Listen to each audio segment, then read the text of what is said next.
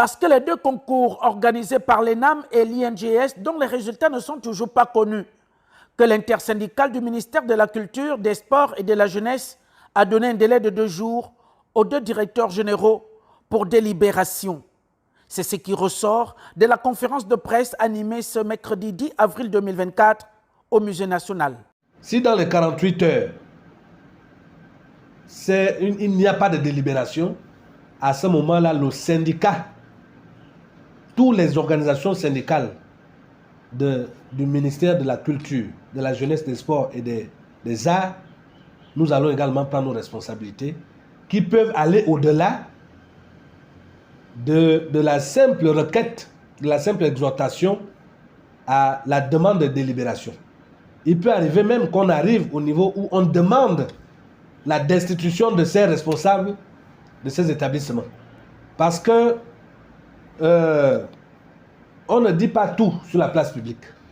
La sagesse nous oblige à nous abstenir de dire un certain nombre de choses. On a évité le pire. Je pense que si les partenaires sociaux n'étaient pas impliqués dans le processus de ce concours, on aurait pu connaître pire que ça.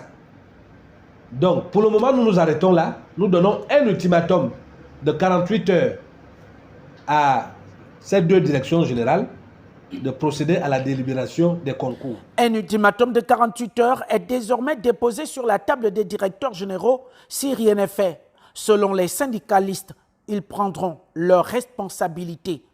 Parmi les points évoqués lors des échanges avec les hommes et femmes de médias, la situation que prévaut au sein du Conseil national de la jeunesse, des statuts et règles seraient bafoués, des comportements non conformes aux normes sociales de certains membres seraient l'une des causes de cette sortie fâcheuse.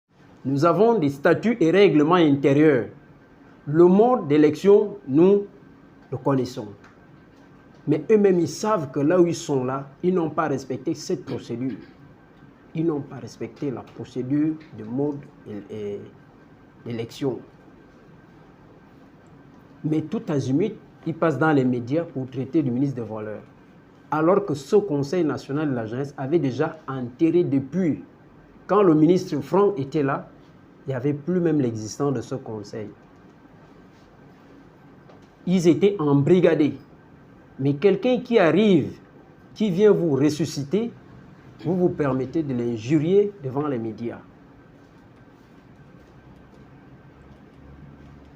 Nous demandons et nous exigeons au président du Conseil national de la jeunesse de présenter ses excuses aux ministres et au gouvernement de l'attitude de leurs membres. Le renouvellement du bureau du Conseil national de la jeunesse est ainsi clamé unanimement par l'intersyndicale si le président du Conseil ne prend pas ses responsabilités.